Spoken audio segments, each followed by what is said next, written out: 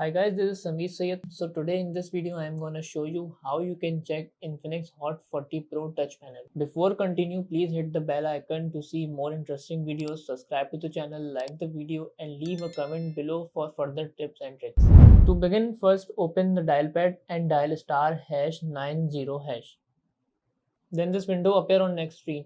Just click on correct and you will see another window where we have some of options. Just click manual test. And then you see many options for testing like mic, speaker, keys, charging, Bluetooth, fingerprint. But in this video, I'm only talking about touch screen. So just click on touch screen. After that, draw the line on the edges of the screen so that we can check the screen test. That means the screen panel is working 100%. See how easily we can test the panel. So that's it about the video. I hope you enjoy it. So don't forget to like the video, subscribe us.